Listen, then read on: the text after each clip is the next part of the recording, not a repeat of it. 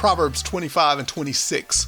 If the godly give in to the wicked, it's like polluting a fountain or muddying a spring. Proverbs Daily is a reader-supported publication. Every post is free, but if you'd like to help spread the message and make the sacred positively contagious, consider becoming a free or paid subscriber. Just look for the word upgrade. Thanks in advance. Today's episode, one of these things is not like the other. Did you hear that Sesame Street was about to be defunded?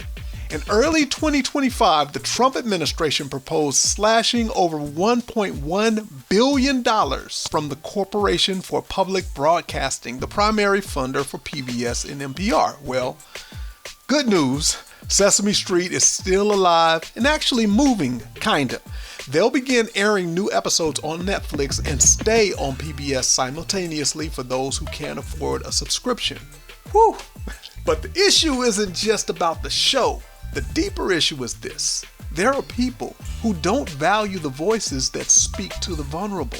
Some call it trimming the fat. Others call it fiscal responsibility. But to me, I call it straight up, we're going to call it horse manure because this is an inspirational podcast. Speaking of them streets in Sesame, one of my favorite Sesame Street segments growing up was the classic "One of these things is not like the other." You remember that?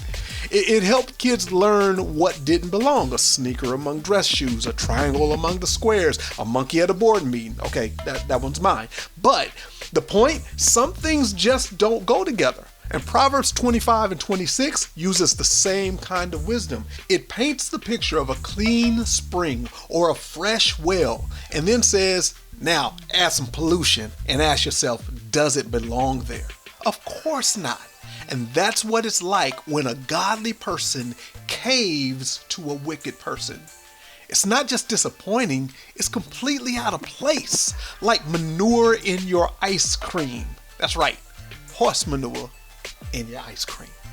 Tony Campolo, one of my favorite speakers, once illustrated this. He said, if you, like Tony Campolo's voice, right? If you mix ice cream and horse manure, guess what? It's not a problem for the manure. But the ice cream, it wreaks havoc on the ice cream. You can't even call it ice cream anymore. See, some things just don't blend. They contaminate. And this is not about judging people. It's really about protecting the purity of your purpose. You weren't meant to fit in with every flow. In some cases, you were called to stand out, like clean water to a thirsty world. Giving in to wickedness won't transform the wicked. It only clouds your witness. That's why discernment matters. You have to be able to say with a holy clarity, one of these things don't look like the other. That includes who you align with, what you tolerate, what you amplify, when you stay silent. Because when good people go quiet in the face of evil, the well gets muddy. And speaking of muddy waters, this very month, July 2025, U.S. House Representatives went on an early vacation right as they were scheduled to vote on the releasing of the Epstein files. Convenient, huh? Well, seems like a well-rehearsed strategy. Distract the people, delay the truth, hope the next news cycle makes everybody forget. But this is what's wild.